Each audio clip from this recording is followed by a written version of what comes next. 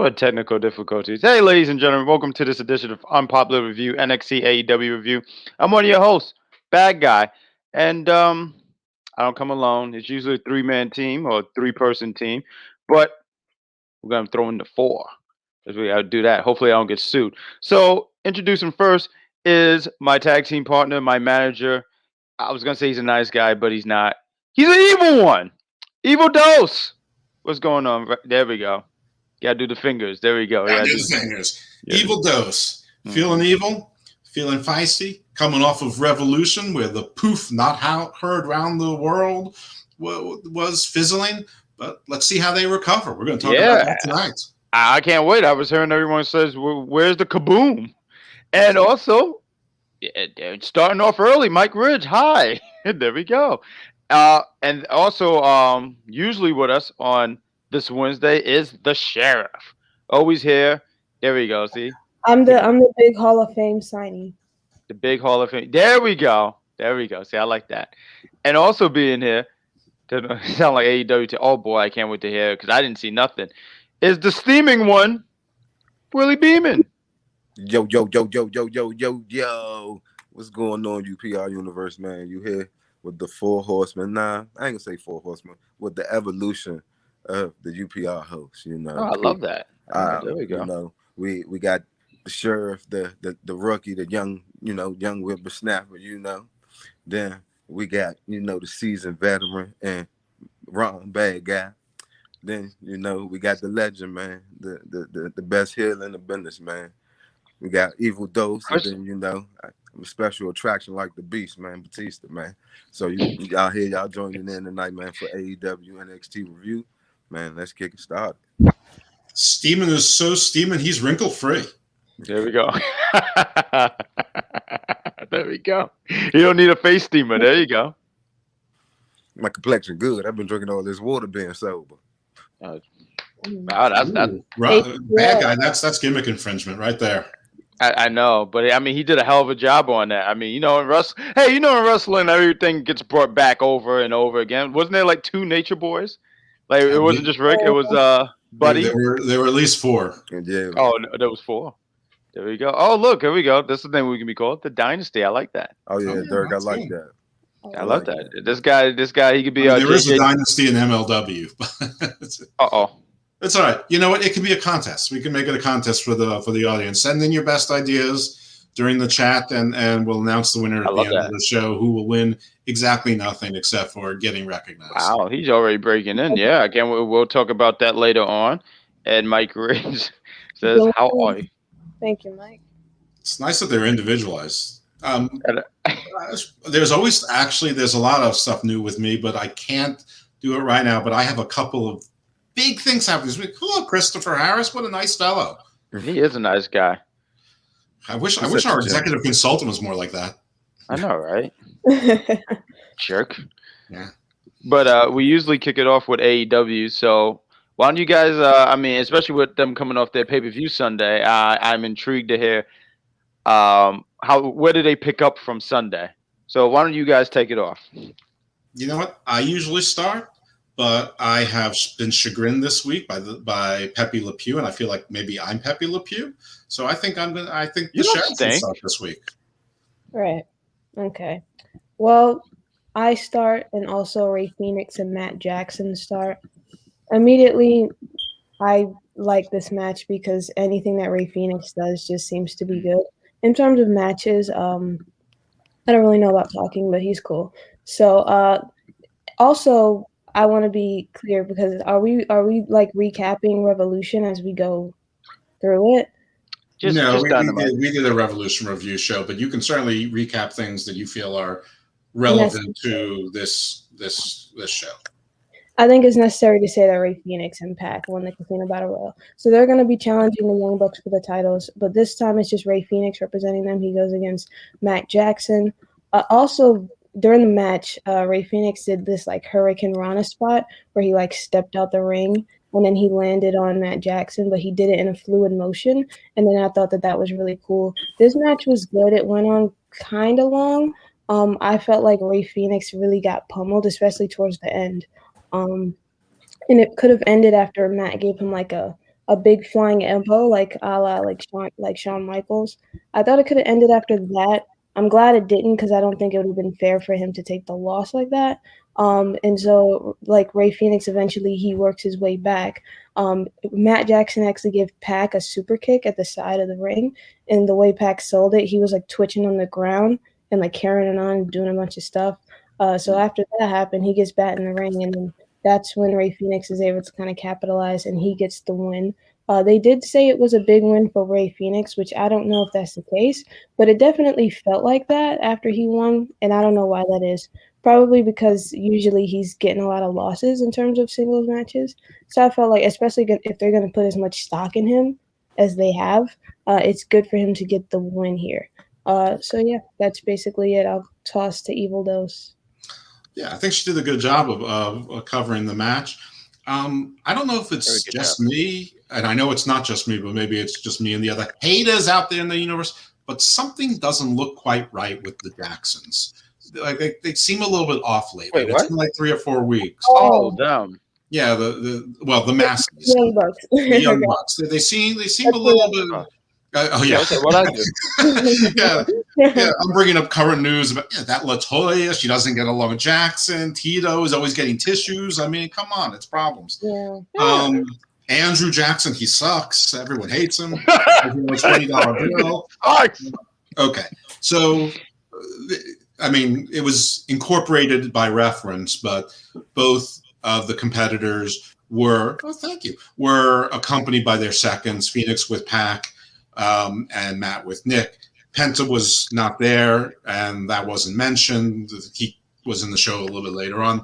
They did mention from commentary the SCU story, and we actually saw SCU not in the crowd, but in the lower mezzanine, which is empty, where the lower level and seats by themselves in street clothes watching, and they mentioned the SCU, if they lose, they break up story. So I guess they've been promoted from SmackDown to Raw, Dark to Dynamite, or whatever the case may be. The crowd at some point was chanting, "Let's go Phoenix." So they were behind Phoenix, which I thought was a little bit interesting. Matt hit 2 super kicks on Phoenix, which he basically no-sold into a kip up, and then did a kip up enziguri, which was a cool move, but he took 2 super kicks in a row. They had a little segment where they did each other's moves mirror for mirror, which was I think was neat. And they ended up like doing low super kicks and kicking each other in the shins, basically.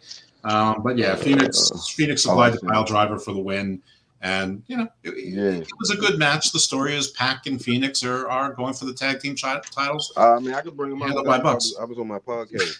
Wrestling 101 tells us that whoever wins the singles matches doesn't usually win the title, but who knows? Maybe next week Pac loses to Nick. I was gonna say.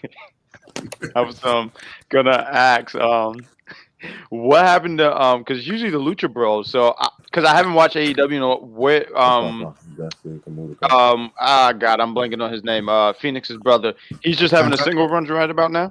Yeah, Penta. He's having a single run. Mm-hmm. It looks like they're. Yeah, we're gonna get to that shortly, but yeah, it's looking that way. Yeah, no, because I mean, not that I'm not digging that Ray Phoenix and Pac combo.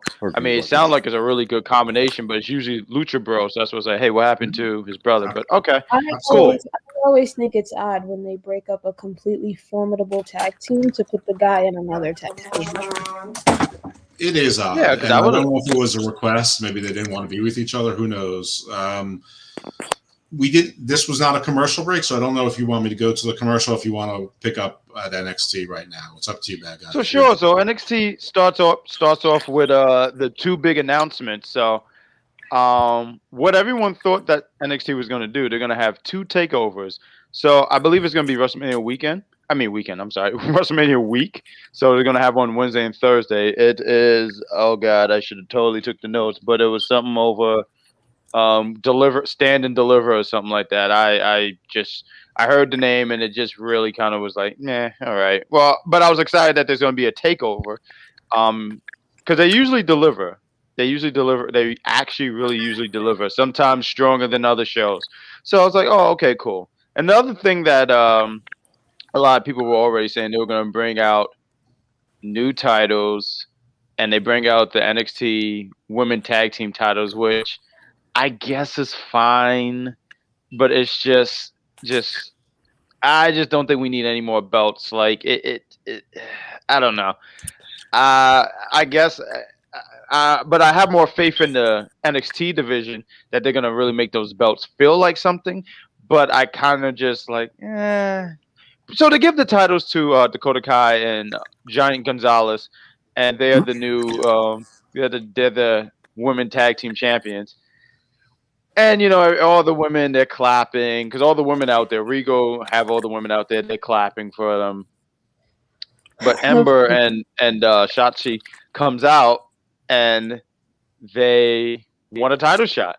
They make it clear, like, well, and they said something really silly too, where they talked about that match that they had where Dakota and Gonzalez won for the Dusty Rhodes Classic, and they sit here and say, well, that match could have went either way, and it's like, yeah, it could have, but you lost. Like, there's no, what are you talking about? It's just, you kind of hear those things, and you're going like, it's like if you play basketball, and you're like, yeah, I could have beat you, man, but it's like, no, but you didn't. Which one said that? Was that Ember or Shotzi? It sounds like a Shotzi line. It sounded like it was both of them. It could have been her. I don't remember who exactly said it, but So that's a really dumb line. It is. It was really dumb, and we were almost good enough to beat you, but we weren't. Huh? We were almost good enough. We weren't wrestling our hardest, but if we were trying our hardest, we could have beat you. Yeah. So it's like one of those things. Too. Like, jeez. Yeah, and they said it, and I mean, and said it so proud and so proudful too. Like they were proud of it. Like, yeah, we almost won, but we didn't. That was a fumble. That's the line for -1 in AEW. Oh man, I mean, I feel like he could put a better promo together than that. So it's gonna be later in the night that these women are gonna have a match, which we'll get there when we get there. But the NXT did start off really, really hot. Steeman, did you want to take over for this next match?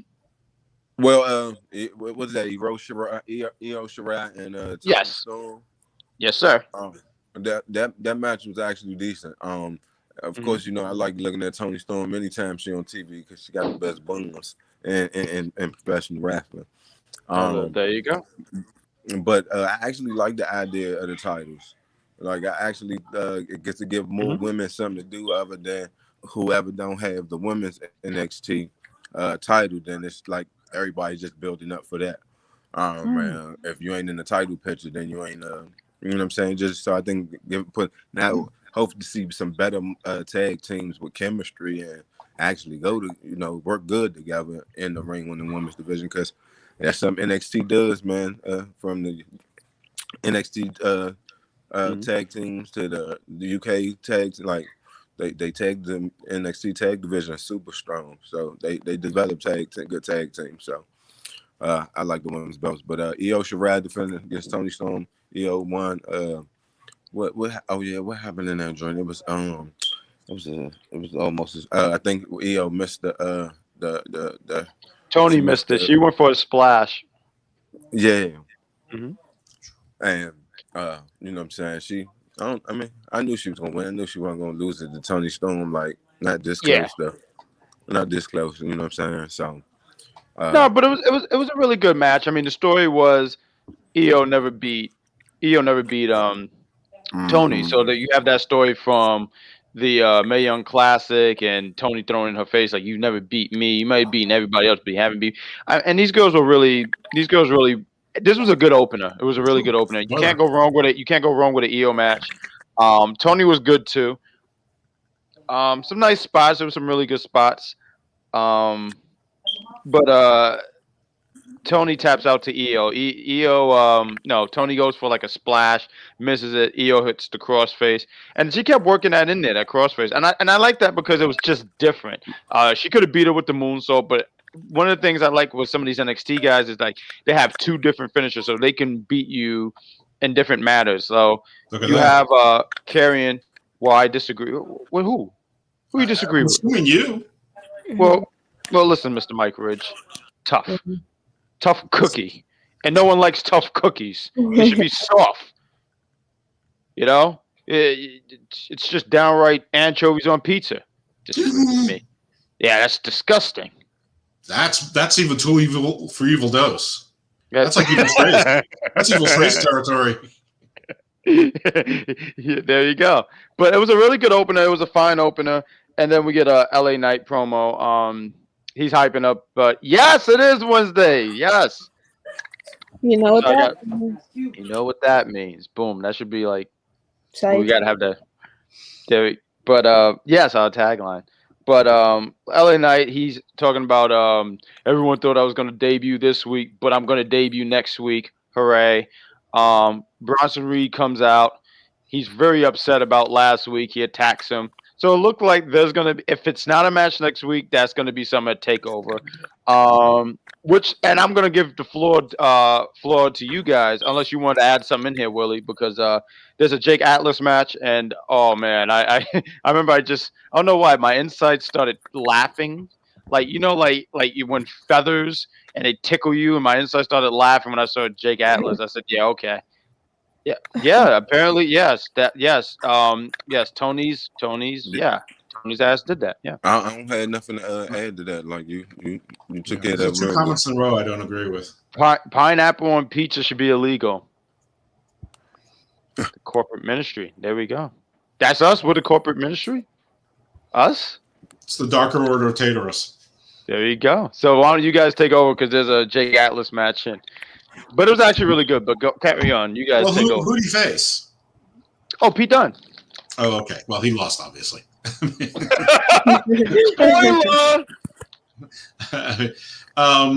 Sheriff, you want to take this too? This is the Moxley Kingston promo.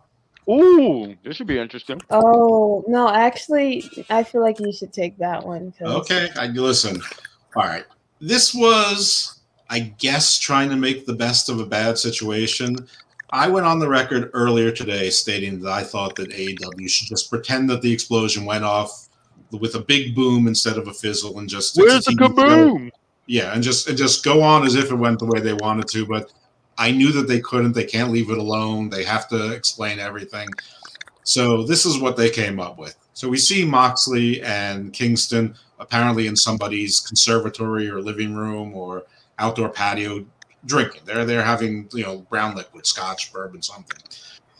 Kingston says, listen, he's embarrassed, but basically when he heard the fizzles and the sparklers going off and he heard the countdown, he had a flashback he had like PTSD back to when he was in prison, and he's embarrassed, call him weak, call him soft, you don't understand it, and he just lost it, and that's what happened. And yeah, he knows it was a poof, and yes, he's embarrassed and all that. Good try, but that was the story. Moxley sort of ignores it a little bit and just calls out Kenny. He says, what do you think, this is a video game? You think you're the Joker? You think that, basically at the end of Dark Knight Rises that, he blew up the whole city. Anyway, they say that they talk about who paid for the bomb, and Moxley's like, I know who paid for the bomb. It was Impact. And then Kingston goes, oh, well, that makes sense then. It was a defective bomb. That is great. Honestly, this was dumb, but I guess it's as good as they could have done if they were told to go out and make up some story. And Moxley said, hey, I got my drinking buddy back. I know that wasn't you out there. And Kingston's like, well, the world title makes you do crazy things. And then they start talking about, well, that guy Jackie would appreciate that, about how Kingston had to have his eyebrows done, he had to have his Timberlands on, and he had to have his hat on just so, and he had to look good for a pay-per-view, basically. So, absolutely. So there was a lot of that, a lot of yuck stuff, and what can I tell you? We then break for commercial, but we go to Cody with Arn. Arn again is playing coach. His shoulder is still taped up, and he's fighting Curtis Axel, who after his release has been in the gym nonstop, and he is looking. No, it's Seth Gargis, who looks like Curtis Axel if he had exercised. Basically, this match lasted about a minute. Cody put him into a figure four, very quick submission. Shivani goes to the ring. Arn makes a big deal that he owns a watch, apparently. He kept pointing to his watch as if they were on the clock in that time. He's like, look, I got a watch. So you just tell me, look, I got a watch. So he's like, yeah, everyone has a watch. Get the fuck out. There was audio trouble. Tony's mic was dead, so Cody traded mics with him. And basically, Tony's like, everyone wants to know, how's the shoulder? And Cody's like, yeah, everyone wants to know, how's the shoulder? How does it feel to lose to the face of the Revolution ladder? He didn't ask that. They only asked about the shoulder. And then all of a sudden we get interruptions. I'm like, is this Team Taz again? No. It was Penta from the audience who starts to speak about how he could beat Cody. Then he's working through an interpreter. And basically through the interpreter, he says he's 1,000 times better than Cody is. Ooh. And basically he says, Cody, if I was in the ring with you, I would hurt your arm so badly that you wouldn't be able to pick up your newborn baby girl. And that apparently drove Cody insane. He goes berserk. He jumps over the ring. He dives into Penta. Even the commentary goes, where did that come from? And the security brigade and the jobber wrestler brigade came out and they broke it up. So Penta is now obviously going to be in a program with Cody. Even though this is not a commercial break, I think this is probably a good enough time to give it over to the sheriff for her input on this, and then we'll turn it over to NXT, I guess. See, that's exactly why I wanted you to do it, because you're evil Dose, you're the heel, and you got to say all the bad stuff about the bomb and whatnot, and how that was a tragedy. Well, I was trying to give you a chance to give a nice spin to it. Well, my nice spin is that if Moxley and Kingston become a tag team, that would honestly kind of be gold. Even though technically they should be, well, maybe not Kingston so much. Even though there's value there, Moxley should definitely be like a singles guy, like at the top of the card on his own. But I mean, they did the same with Kenny and Hangman, and I feel like both of them were better off because of it. And so now that Moxley's not champion anymore, and he lost to Kenny Omega, if he's not going to be chasing the title, I think working with Kingston and bringing him up would be. Where's the green screen? I know. I'm sorry. I moved, so it's at my old place. That's the real answer. But yeah, I feel like him working. You got extra for that. Is not. Yeah, for sure. Double. I'm evil 3. He's evil 3. Trace. But yeah, that's all I really have to say about that. Nice. I just want to throw in. I mean, I think they sound like this is actually a really good spot for Pentagon. It seems like this is a really good spot. I mean, because I don't know. It's like he's here. He's not. I think it's good. It puts more. It gives him. I have a special guest coming on though. Oh, we got a special guest. All right, there we go. Yeah. We're getting ready to go on commercial, but let's see who the special guest is. The mystery signee. The mystery Hall of Fame signee. Is it Kristen? Cody Rhodes, you are a wusswad. I have zero miedo. Miedo. I'm thirsty. Water. Zero miedo. Ooh, my stomach hurts. Zero miedo. That's what I'm talking about. I didn't think we could. Wow, Jeff with the big bucks. I didn't know we were going to be able to really get him, but shoot. Unpopular Review is my favorite show. See, that's what I'm talking about. And that's the perfect way. Baby, at this point. And you know what? And that is the perfect way for us to go into commercial. And here we go. Ladies and gentlemen, thank you for watching this edition of Unpopular Review.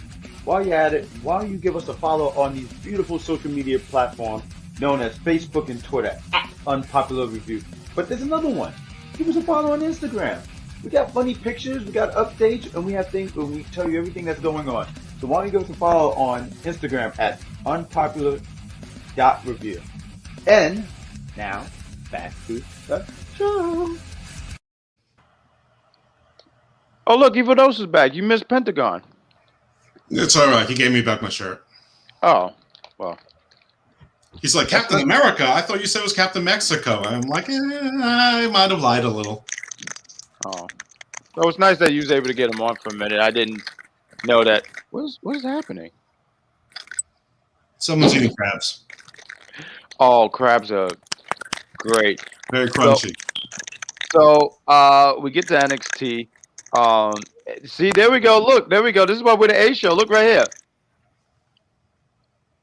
Hell yeah. Oh, plus he's got to spend all the money on cocaine for David. Oh yeah, right. You know, I gotta give it up to Steve. I mean, like how he really looks out for his partner. Oh my god. Yeah. Just really for all of us. For all of us, apparently. Hey. Whoa, you doing yoga? It's like sexy poses with Stephen Willie Demon. Hey. No, save it for the Patreon. I know, right? Yeah, the Yeah, there we go. OnlyFans. That's You see us? Oh, we see you too. And I was hearing that. That was an unfortunate pose that you just frozen. There we go. So we get to NXT, we get to a Jake Atlas and Pete Dunne match. I mean, I was having some fun with Jake Atlas earlier, but he showed a lot more aggression. Obviously, Pete Dunne won. This match was meant for him. It was just a showing for him. Steven, did you want to add anything? Because I mean, there really wasn't that much to it. I mean, not much to it. Did you want to add anything? Yeah, I was going to say, anything else would have been a squash match. For real. Jake Ellis got like some offense in, but it was probably no longer than 5 minutes, I think. They gave him some time. Show Pete Dunne is well, yeah, probably like if it ain't 5, probably like 10 at the max. Yeah, I would say that. Yeah. You can see that they about to start Pete Dunne either going. I'm pretty sure he's going for the about to try to get the title picture, the NXT title picture. So you can see that's where they probably going with that. And him and them the boys from Imperial, ain't it? No. I mean, well, even those always say they all look the same. No, they're player 1 and 2. Yeah, no, Imperium. No, it's FTR. He's with FTR. Even though an Imperium did show up, and not for nothing, when I looked at one of them, I said, "Hey, that guy looked like Buzz Lightyear." Like, I don't know why, but it just really tickled me so badly that one of them looked like Buzz Lightyear. I said, "No way," because I don't pay attention to these guys. These guys don't do it for me. But yeah, Pete Dunne gets this. I don't think it's anything for a title, but it is setting up something. He's gonna have some program with somebody. I don't know who, because after the match, he gets on the mic and he sits in and says, "Oh God," he says something over the lines of like, "You guys step up to me if you want to make it in this business." Somewhere over those lines. He talked about how he made a name for himself in the UK, and like almost you got to go through him to really make it in this company. Which, I like Pete Dunne, but a lot of people kind of went through you like a tunnel. But it was nice. It was a good segment. It was okay. And then, like I said, there's this Imperium not interview, promo. They're all standing in front of a light, and they're talking about something. But they're talking about Timothy Thatcher, and they're sitting there talking about, I guess, the history that they have. I don't know this history, and they're talking about the history, and like pretty much want to recruit him. They said, why don't you come hang out with us or come join us, and if you can't, ask your friend, and we'll take him in too. To which later on, just to get through that segment, later on, Timothy's getting interviewed. Ciampa gets involved in that interview, and he says, "I'm not interested in joining them, but I do want to face their leader. I'm interested. The guy that's still across the seas, even though his boys are here, I would like to face that guy." Yep. So that actually sounds like it sounds like a good match, but I still want that Finn versus Walter match, which we were supposed to get last year, but then, the world shut down for like, I don't know, a year. So we got that. Leon Ruff, I just want to get through these like quick interviews and then you guys could take over. Yeah, okay, cool. This interview. Leon Ruff is getting interviewed. He has a promo and he's staring deep into the camera and you just see sweat and all 125 pounds of him as he looks into the camera and he sits here and he says, "Hey, Swerve, now I know who the real you. I've never trusted you, Swerve. You're gonna have a." He said, "Oh man, this Jeff Lippman guy is kind of a fan right here. Look at this. This guy, he's a fan of you. This Jeff Lippman guy, Evil Dose." What? Who? He's I need to get a restraining order on that guy. No, why? This guy seemed like a fan of yours. I would be honored. But I don't know. Maybe this Jeff man's kind of a loose cannon, right? Is he a Patreon? I don't know. Right. Yeah. Put some money behind that. Come on, damn it. That's right. But you got Leon Ruff. I just wanted to get through this. He says something about over the lines about is going to be a rough landing for Swerve. And I popped because I love cheap humor. I loved every last minute. The That's man very is. funny.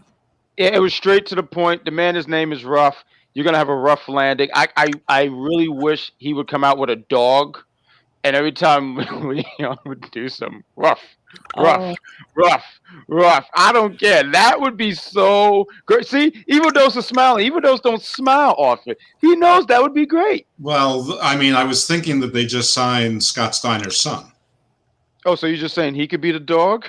Well, his uncle was the dog-faced gremlin. He used to come out going, whoa, whoa, Oh, oh yeah, he did. He Rick sure, Steiner used to walk around doing that. So, yeah. he sure did, didn't he? Oh no, that was like that amateur stuff. So Scott Steiner. So Scott Steiner. Isn't Rick Steiner's son Scott? It doesn't matter. Steiner's a Steiner. Yeah, no, I think it's Rick's son. I think it's now that you said. I think it's Rick. Yeah. So yeah, it could be better. Oh, yeah, there you go. Rick Makes it the even dog. better. Okay, Yeah, right. yeah. There you go. Yeah, that would be great. Nah, man, and then we get to the NXT. Leo Ruff. Yeah, go ahead. No, I was Go about to ahead. say he was looking like one of them. And nah, I guess I can't say this, but he was looking like a slave that just got his freedom. It was like eyes coming. Oh my They goodness. had him with the little dry jerry curl. They had him with the little dry jerry curl, look like just oh my god, looking like Charles Haley. Statements made by Stephen Willie Beamer do not represent unpopular review or the other hosts of this show. He really usually does that disclaimer too. He usually does a disclaimer before he do it. But indeed, yeah. But I don't know who this person is. I don't know who he talking about with the so corny. I don't know. I like his last name though. He was talking about Leon Ruff. Rough. I'm just saying, image him come out with a dog mascot. Rough. Come on, it's like gold. I should be right. Only if he comes out with a Chihuahua mask. Oh, see, that would even be great. Yeah. It says Yokiro Taco Bell when. I missed that dog. Yes, that used to be great. Oh man, I missed that. But then we get to a NXT Women Tag Team Title match. We'll talk about this right after you guys talk more AEW. All right. Oh my goodness. Is this another time where you want me to be the heel? No, I'll go. Actually, this happened before the break. They had like a Chuck Taylor Orange Cassidy segment when they were in the arcade. And then Chuck is going on and on about the stuff that Miro did to them. And he says he wants one more match. And then if he loses, he'll be his butler for good. He'll be Miro's butler for good. Orange Cassidy comes up with the idea that they should have a match with like arcade machines at ringside so that they can put Miro and Kip Sabian's head through them one by one. And then that's when they went to break. And then I'll skip to the Tony Schiavone and Sting interview. Sting starts out, he puts Darby Allin over. He says he's a dangerous man. And then Lance Archer and Jake Roberts come out. Lance is upset because he doesn't get time. And he says if he doesn't get opportunities, then he's going to take the opportunities. And then Tony's like, it's Sting's time. And then he mocks him. And then he like apologizes and then he leaves. Yeah, and then we cut to QT Marshall and Lee something. Lee Johnson. Was it Lee Johnson? It was Lee Johnson. Yeah. And Still is. Well, yeah, it is. But he's part of the Nightmare family now. So who is it? It's Lee Johnson, yeah. No, he's saying who isn't in the Nightmare family. Oh yeah. We're in the Nightmare family. Funny because it's true. Like that's part of the story. Like he's spreading his royal oats, Cody is, but Oh, that's what it is. He admits he's dandruff. Oh no. He basically says he's only human and he'll deal with the fallout of losing his temper in the tag team battle royal. And that happened at like Revolution. But for now, Lee Johnson is gonna have a match. He goes against All Ego, Ethan Page. I thought that Ethan, I wasn't really that big on him, but I think he has like a decent look, and I think he's decent in the ring. Maybe he could be something.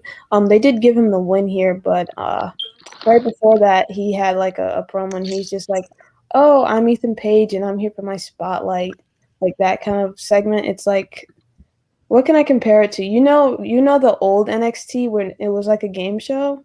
Mm-hmm. I Like, you remember. know how they would do the intro packages of everyone on the show? This was like his intro package, like, I'm here to win. It's my time. Like, that was his kind of thing. But the Oh my match itself goodness.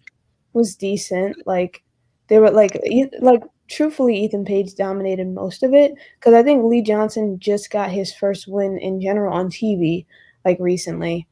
So I guess they weren't really planning to keep that momentum going. So like he hits like the blue thunder driver. I think that's what it called. Oh. It's Mhm. called. He hits that on Ethan Page. Ethan Page kicks out. So that was like probably his biggest piece of offense. And then Ethan Page pretty much just yeets like Lee Johnson. Like it was a slam, but it was the Uh-huh. type of slam where you just throw you just throw him.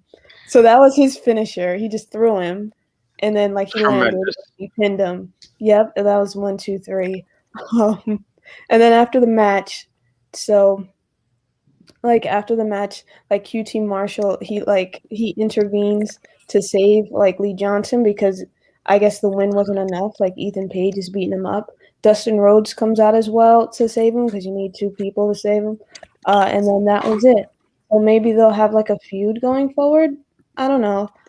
It Who seems between Ethan and who? Dustin? Lee Johnson and Lee Johnson. Oh, Lee Johnson. And Oh, I okay. don't know why he attacked him after the match. Maybe he was just healing it up, like trying to play up like he's a bad guy. But yeah, he did pretty much quick work of not quick. Lee Johnson got in like offense, but it was pretty quick.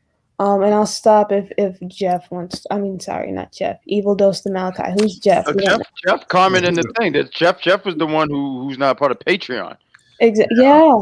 See, I shouldn't even spoke to him. Not a patron. I have to say this show up to this point was a little bit herky jerky. There was a bunch of things which I will call resets, and the resets were a bit abrupt. So the Cody Penta thing, a reset. I don't necessarily mind the pairing. It was just sort of out of nowhere.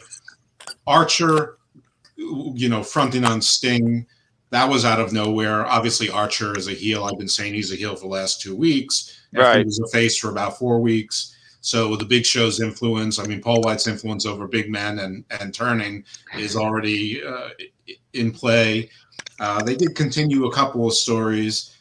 I want to say one thing about the OC thing. First of all, this feud should have ended at the pay-per-view. Nobody wants to see any more of this, and they're giving us one more match. Chuck said if he loses, he will be Miro's butler forever. God, I wish that would happen. That would be the only salvation of this thing. Instead, it's going to be like a match where it's going to be like one of those four corners strap matches where you have to put their head literally through every video game, through every corner, and that's going to be the stipulation. Somebody this week on Twitter told me AEW has no stipulations. I'm like, fool, they had 5 stipulation matches on the pay-per-view. What are you talking about? Like Orange Cassidy so far has like 2. Remember the Mimosa one? And now the arcade one? I'm like, if you don't mind that they're going through stipulations like water, that's fine. If every stipulation, every tournament, and every battle royal, makes you happy, that's okay. That's cool. You're allowed. But do not tell me that they don't have stipulations constantly. So anyway, so we've got that, and yeah, there was a right before the commercial break. There was like one more not really an interview, it was more like a segment. But like they did interview Adam Page because he won his match against Matt Hardy, so that means he gets all his earnings for the first quarter.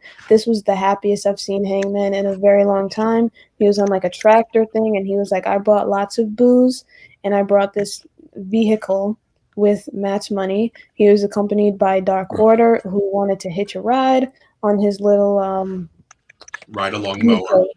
Vehicle, whatever it was. They had like a John Deere sort of riding mower or, backhoe kind of thing. And he said there's a weight limit and he wouldn't let 5 ride. He wouldn't let 5 ride. Poor 5. He was on the outs. But then we hit the that's when we hit the commercial. Then he said, let's get ice cream. There were a couple of things I want to address here. Firstly, Lee Johnson is now Big Shotty. That's his nickname, is Big Shotty.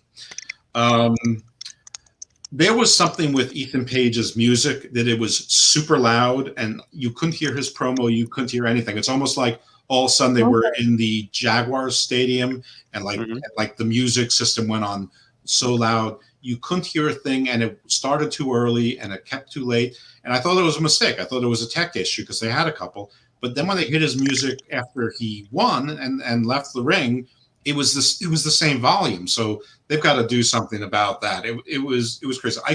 I neglected to mention that. Yeah, this was the start of the audio. It sounded like we were in a basketball game. Like you could hear them saying defense. Like I don't know what that. I think that was something on TNT because they had, I heard some about that. Okay. I don't know what caused it. Going on. I don't know how the sheriff heard Ethan Page's promo, what he said. I couldn't hear a word he said. I looked it up for the purpose of the notes. So, I mean, obviously, Ethan Page has established himself as a heel. Right. We have Ethan Page. We have Brian Cage. We have Adam Page. We have Christian Cage. We have Matt Hardy. We have a private party. Oh, my. Seussical the Musical is not canceled in AEW. Yeah, hey. So anyway, the thing about Adam Page on the riding mower and with the Dark Order, suck it, that's okay. And I told you it was still going to be Adam Page in the Dark Order, and Matt Hardy's still dealing with the Dark Order, so he's still going to be stuck and mired with this thing. I know you're going to say, no, Page wasn't mentioned with the Matt Hardy stuff. Yeah, he will be. He's stuck mired with this shit for like the next year. I kind of liked the Hangman. When I said that this was the happiest Hangman looked, that was like half joking because I think you said it. He's like a depressed cowboy, and he actually looked like he was like happy. And that's not like a. You want to know why he's happy? Because he accepted my friend request today, and it's actually his real site. Oh, good. Yeah. Look at Evil Ghost out here making people happy. He's good. That's right. He had a picture like this is how I looked this morning. I said, "Me too, except old and fat." So then it came to commercial. So we might as well go to NXT. The next segment was weird, but this is when the show started to get good. So a teaser. All right, and it's funny you mentioned commercial because that's what we do here. We throw in commercials. New Line Cinema presents Ryan Gosling, Rachel McAdams, James Garner, Jenna Rollins, James Marsden with Sam Shepard and Joan Allen in a Nick Cassavetes film. I read to her and she remembers. The Notebook. What in the world? A few things off that. I want to laugh at that so badly. Ladies and gentlemen, thank you for joining us for this review. Tomorrow, they're going to be reviewing The Notebook. Beyond grateful I'm not reviewing that because I think I would just be drinking the entire episode. Like, you don't want to see me just drinking on the episode. Second. How is that different from any other episode? Hey, no one told you to be evil at the moment. Don't do that. Ooh. Come on. You got to be selective on these evil moments. Come on, don't do that. I told you I was a snake all along. But you have limbs. It's a parable. Okay. But yeah, they're going to be reviewing that. So, they're going to be reviewing that. Support the UPR. Yeah, support the, give him. Oh, okay. Look. There Just you do go. a Patreon. I'll sign autographs. No problem. There we go. Sponsored by Lifetime. I like how there was like all these people starring this person, starring that person, starring this person, starring that person. The Notebook. I'm laughing. I can't wait to watch that just to see Chris sweat. I just want you to see this straight facts right there. Damian Jones. Straight facts, Damian Jones, which is better than Bobby Leon Johnson, by the way. Awards. Huh? It won a bunch of Academy Awards. I said Notebook won a bunch of Academy Awards. Well, who's Secret Hallmark over here? Secret Lifetime viewer, Steamin' Willie Beeman. Apparently Chris is in the movie. I didn't know that. I'd hear on this show. The Notebook actually won a lot of Academy Awards. But you know what? I want to Hollywood. You learn something new every day. Well, there's people who look the floor, so I think that's more interesting. But no one acts, for my opinion. So we get this, huh? You're sure the host of a show. You can give your opinion. Yes. Okay. Oh well. See, there we go. Thank you. Here we go. Everyone's want to throw it out there. You have no cut cards. There you go. That's right. He's right. There you go. Correct. I stand corrected. So we have this NXT Back. Women Tag Team match for the titles. I'm just gonna throw it out there. I mean, it was already spoiled by Mike Ridge earlier. Wait, why? He's just here. Keep going. Wait, why was I muted? I guess he doesn't like what you were saying. Yeah. Wait, who's muted me? Who did that? I was evil. Don't chastise evil. Nosferatu. No, I was saying, wait, why am I being silenced? I'm the one spitting some interesting stuff. Wow. You know why you're being silenced, Bad Guy Jack? You know why? I had to the fact that I had to show up and make an appearance on this episode because y'all want to talk negative about the fact that UPRE is doing Notebook, except for Willie. Willie, thank you for bringing the facts, okay? But you've been laughing when I posted on Instagram. You've been laughing when I posted on Facebook. And I've been ignoring your dumb ass all day. But now you want to say something about the fact that I'm reviewing the Notebook along with Cedar Superior, Mark, and James tomorrow. Shame on you, Bad Guy Jack. Shame on you, okay? Hey, I also want to address this comment. We are not sponsored by Lifetime Movie. Okay, we're not sponsored by Lifetime. We're willing to be. There you go. See, we're open for all that kind of stuff. And Chris, thanks for being a part of the A show. I'm glad I got Last time I checked, this is the B show. Well, people wear glasses, but I'm glad that you're here. And oh wait, everything is being switched here. Continue to ignore him. Don't continue to ignore me. You can't ignore me. I'm annoying. I think he's talking about the executive consultant. Oh, okay. No one will ever say that about the executive consultant. I'm about to bow out. I'm about to let y'all do your AEW and your NXT review, but I just want to let you know. You said it, Victor Nash. I guess tomorrow. Yes, plug it away. But no, you gotta put more enthusiasm. More enthusiasm. Breaking news: next Tuesday, WrestleMania tickets go on sale. Go to Ticketmaster.com for more information. This is literally the group chat. This is literally the group chat. I miss a green screen. I don't know what happened to it. Explains. Bye-bye, Chris. Right, there we go. Okay. So, all right. If y'all ever seen the most famous Source Awards show, when Suge Knight said, man, if you don't want your executive producer trying to be all in the video, dang, come to Death Row. We can't say that at UPR. I ain't going to no Death Row. I heard bad things about it. Our executive producer always in the videos. Yeah. Stan Lee's in all the Marvel movies. Alfred Hitchcock was always in the Hitchcock movies. Hey, I heard about that guy. We're on the tag team. We're on the women's tag team match, right? Yes. Go. We're on the women's tag team. Who is this Victor Nash guy? Yeah, what do you mean you're sorry? Who is this guy? And I don't have any bubbles. That's because they have Lashley. Yeah. Well, if I was, that Jack, we'd be pretty, having some high numbers. I wear a shirt just because I'm trying to even the playing field. Yeah, I mean, I'm sure like Kevin Owens. No. Yeah. See, look, if we was to have that kind of physique and baby oil, the numbers would be high. I'd be like, hey, dude, it was okay. There's an A there. We are. Yeah, but let's get to the show. We'll get to the show. So, spoiler: we got new women tag team champions, and that was just very quick. I sat here. Wait, are you saying Shotzi and Ember won? Yes. F that noise. Yes, I mean, there's no really breaking. There's no breaking down this match. I mean, it was a really good competitive match. It's almost similar, not as good as their finals match on that Takeover show. But I'm sorry, was you rubbing your head? Did you just get a headache?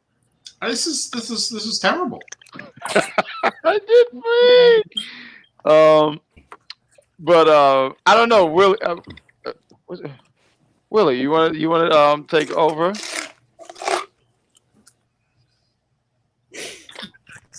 Oh yeah, I'm gonna say I ain't expecting to change the title so fast. I didn't expect that, but it was I guess a good swerve. I guess I don't know. They have Swerve. He's facing yeah, rough. Shotzi, I don't think they're gonna hold. The A show is this particular Friday. Yeah, I don't think they're for a gonna specific keep the reason. belt too. I love baby oil. Oh yeah. Matter of fact, I'm gonna go buy some. What you doing Yeah, the today? fact The that cooking they lose show. the titles so quickly, that is a bit Yeah, of a surprise. I didn't understand that. I thought they were gonna give him, but you know what I think? So just to jump a segment or so, because I was surprised that they dropped the title so quickly. I agree. Yeah. There we go. There. No, you're doing the wrong way. Just there. I love when he does that. Oh, it's the greatest thing. Oh man, now I gotta watch that segment, like that episode or segment. I'm gonna look that up after the show. But yeah, I was surprised. But I think what they try to do is put the titles on them because of that whatever that mishandle last Steven week. and Jeff. Steven and Jeff. There we go. So they're backstage. They're getting interviewed. They're talking about their loss, and you have Io who shows up, and they have this visual where Io is looking up at Gonzalez, and obviously you can tell the height difference there. But she said, Io says, "I want you next," and she says, "Be careful what you want, Mama." And it looks like that's going to be a match at Takeover. So I think they just put these titles on them. I thought they were going to have a lengthy run, or because I know next in line. I mean, I see her winning the strap at the next encounter that they have. So I'm assuming that they just put the titles on them just to put them on them, take it off them real quick. So you got Ember and Shotzi. They come backstage after they won their match, and all the women are clapping for them.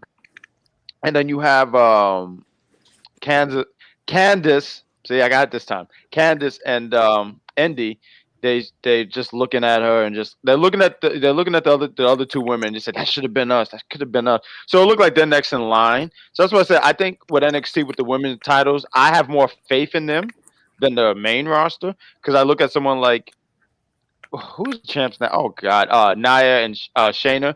They should be killing people instead. And the Hammerlock Hangover loves you, Charmaine. Hey, and they should be killing people, but yet one is screaming about their whole and now one of them have a crush on what do they call it, Smollett or whatever. I don't know. It's all over the place.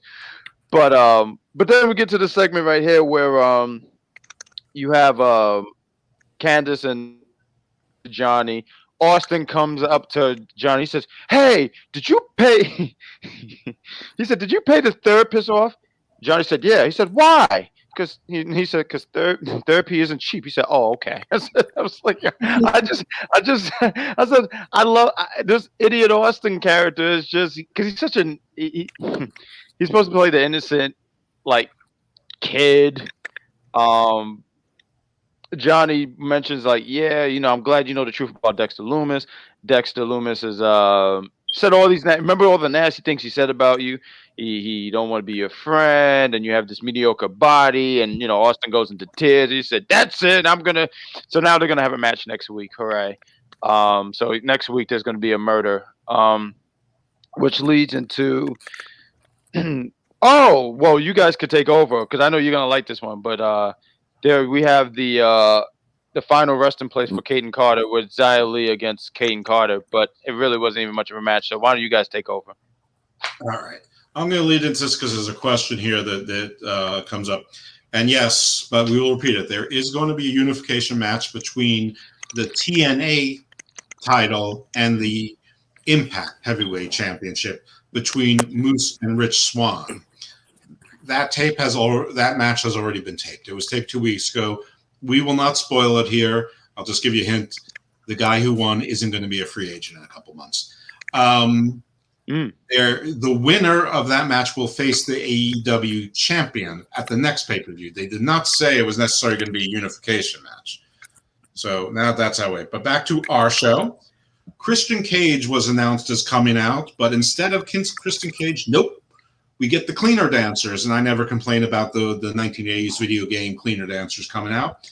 Kenny comes out with Don Callis and the Good Brothers in tow. Tony Schiavone just decides, hey, champions here. We've got the Impact Tag Team champions. I'll just leave. Why? There's nobody to interview here. So he just leaves. The crew goes to the ring. Kenny is with the party drip. He's got his party shirt on. He's got his party loafers on. He's looking all fine. He's got his sunglasses tucked on in. And he's like, and Don Callis takes the mic and goes, hey, new signee. You should know, new signee, that we call the shots around here. So it's our time. Kenny is the king of the death match. And everything went according to plan. Good night, sweet princess. And then Kenny goes, well, maybe not everything. And Don Callis goes, you talking about that explosion? Listen, I can neither confirm or deny that we have anything to do with that. But Tony Khan likes to give you what you want, and we want to take away what you want. And we took that away from you. We took away your joy. You wanted that explosion. We took it away from you. We make history. That's what we made. So, okay.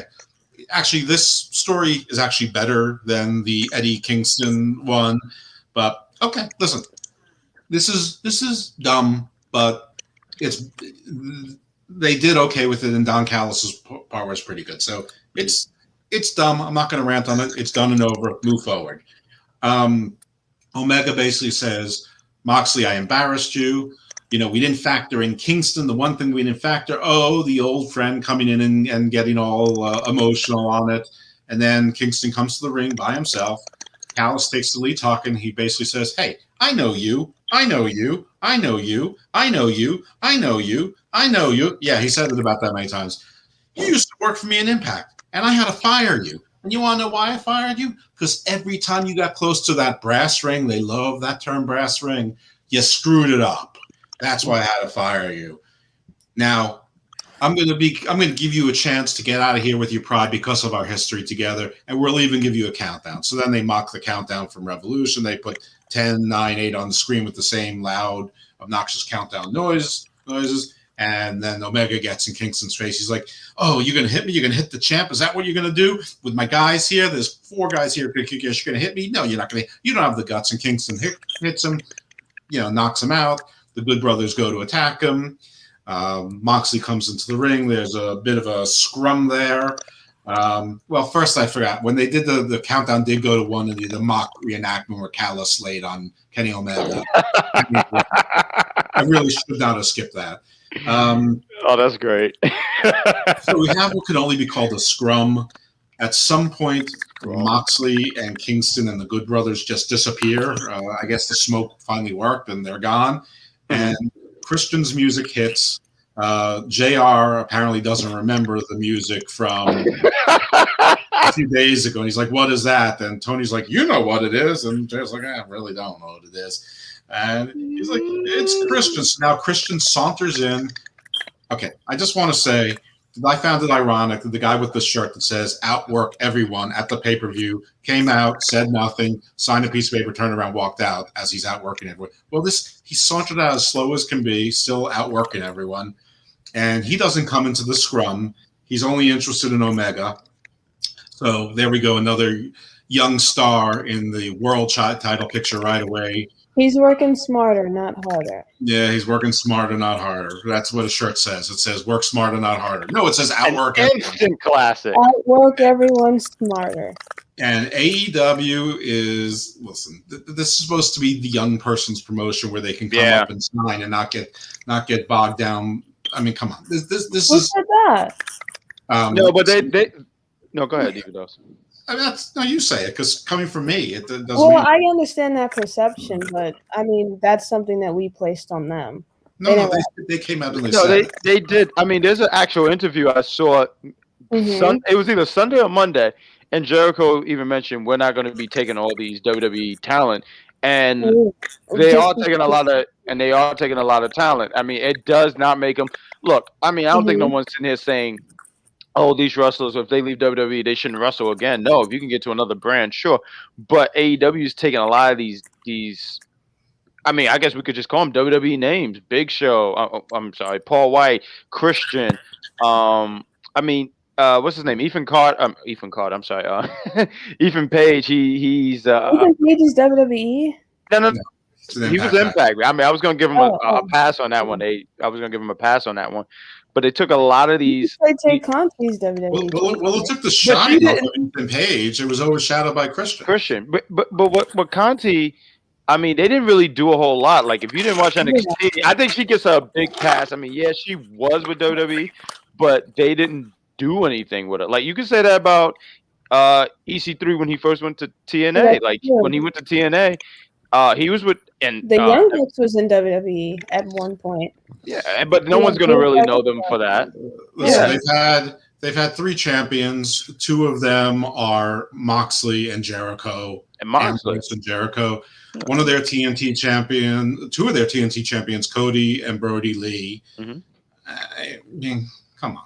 FTR is one of the top They 10. were truthfully, those guys who did get the title, they were probably the best choice at the time. I guess you can Hardy's on TV every week. He doesn't need to be. And Matt has been sauntering in, and he's right there, standing high with the world title in his hand. So, listen. I mean, as he should be, probably. You can think as it should be, and that's fine. You can think. I mean, I was talking to Steven. I'm not sure if it was the Revolution Review show or Hangover, but we were positing who are the top faces on AEW right now. They're in the title picture. Cody can't be in it. So who's the top face? I guess it's Christian. I guess Christian, because they're obviously going to put Moxley and Kingston against the brothers. So it's Christian. I mean, it was the only thing that made sense, and that's what they. And that's sad though. That's bad because if your top face is the guy who just got there, that's pretty you got to do better. Yeah. So there was a fake handshake, and then they got into a little tussle, and Kenny Omega was pulled out by Don Callis. That took us to the commercial break. Well, it's probably the sheriff's attorney, even though she was speaking a little.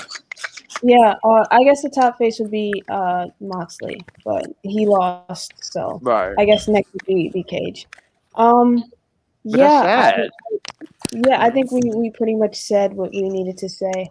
I mean, I like Christian. I don't know if I all the way care about Christian in 2021. It really just depends on what they do with him. I agree. And that's also why I like AEW. I just want to see people different. Why would I want to keep watching you for 20 years? Not that you can't be doing good stuff, but can we just see different people? I don't know. But there's new people for Christian to work with. Kenny Omega is someone new that could potentially work with. So maybe it works out. So I guess we'll just wearing a DMX tonight. If he was, let's respect. No, I think he was because I saw it on one of the on one of those wrestling pages, and they mentioned that. Mm-hmm. I mean, I just think and I think that's sad. Not to crap on Christian. I think him and Kenny. I won't poo-poo on the match. It might be It might actually be something really good. I don't know. But Christian so early on, he's the number one contender. Nah, it just doesn't ring well with me. I think that I'm really trying to think on their roster. I think eventually you get to the match of Hangman Page and Kenny Omega, but you don't do that right now. No? Yeah, I don't know if they're going to. I did a little bit on this also. This was on the Revolution show because I saw it on TV. I saw Steve's face, and it's going to be the same here. But I don't know if any of you have ever been to a Seder for Passover. Probably not. But every prayer basically ends next year in Jerusalem. Adam Page is the Seder. Everything it's next year is his year. Next year is Adam Page. Next year he's going to be a star. Next year is going to be – I've been hearing that since Ring of Honor. Next year is going to be a star. And you know what he is? He's always a mid-carder, and he's always mired and crappy. That's not fair. Last year was his year. COVID hit. That's not fair. Last year was not this year. Last year he was – because I know there was a period in time where Cody was probably the top face. I feel like at a point in time, Hangman was the top face, besides Moxley. Adam Page is never a top face. Listen, there's a reason why Cody's on TV so much. The ratings show every week. Cody brings up the ratings. Moxley holds court. Thunder Rosa is the only woman that even comes close to holding court. FTR, strangely enough, brings up the ratings a little bit. Brody Lee used to. And that's about it. Everyone else is inconsistent with it, and there are some people that are consistently bringing it down. like Paige and like the Bucks, unless they're paired with FTR somebody. is like FTR is a draw and Moxley isn't. Moxley holds court. So if FTR, he usually comes out at the end. So if FTR brings in, if it goes up by 40,000, Moxley generally holds it or adds 5 or loses 5. Okay. But Moxley segments in and of themselves do not draw. Neither does and neither does Right. Omega. So you're saying that FTR is a draw and Moxley. Well, for AEW, they are, yeah. But Cody is. Okay. Cody is their most consistent draw. Shaq is their most consistent. Sting is their most consistent. Oh, don't let them hear you, Bat. Don't let them hear you say that Cody's a draw. You'll be going to the stake. They know. Yeah, but like saying anything about Cody Rhodes is just taboo apparently. And I'm not even the biggest Cody mark, but people just say anything about that guy. One of our very own said he never puts he always puts himself over, which is just verifiably false. Like people just say anything about Cody. Okay, well, NXT. Sure. So we have a Xia Li match. Xia Li against Kaden Carter. There we go. Yes. So we have this match. Steven, you wanna comeback movie coming out. I know, right? I heard she makes a cameo in there. We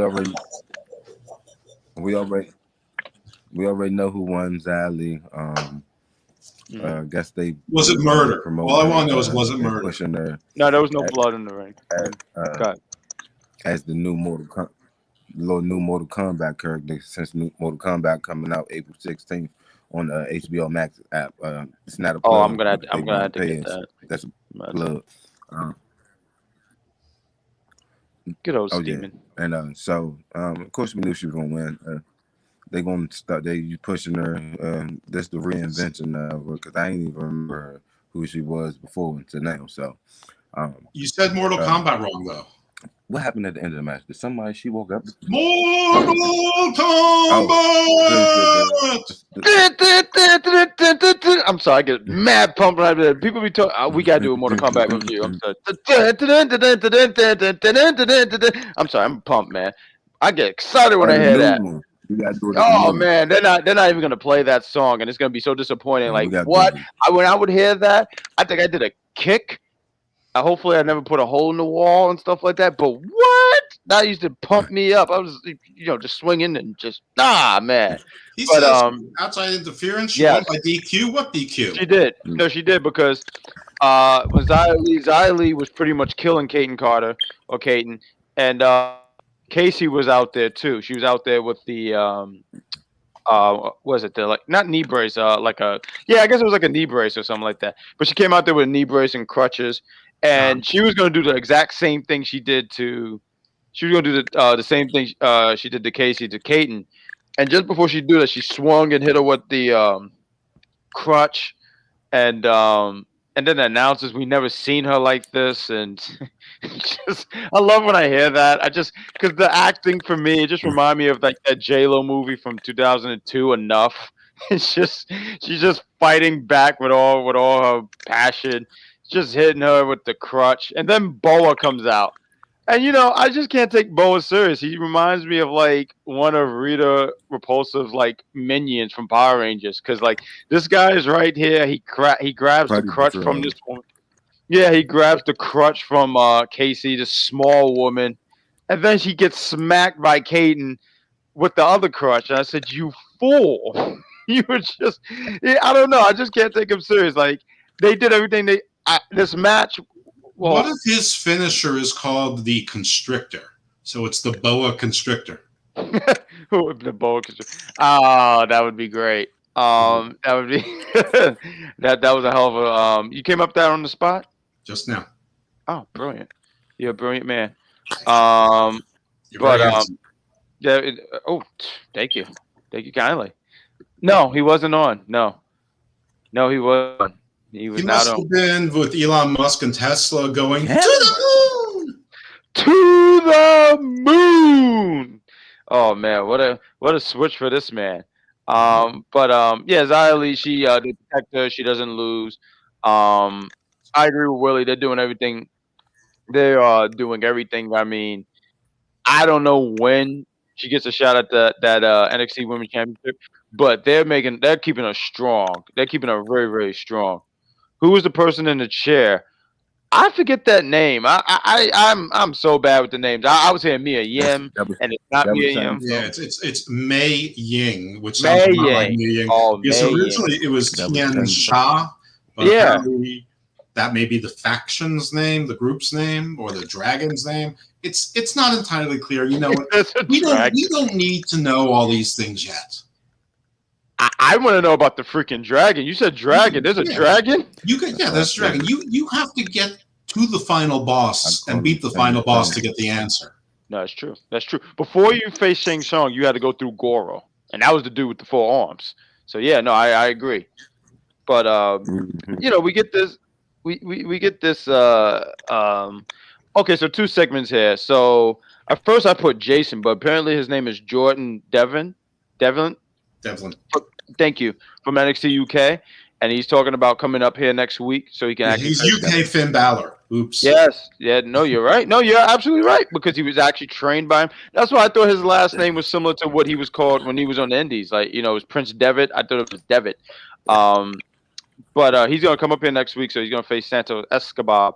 For they want to unify the NXT UK. UK. Oh my God. The cruiserweight titles.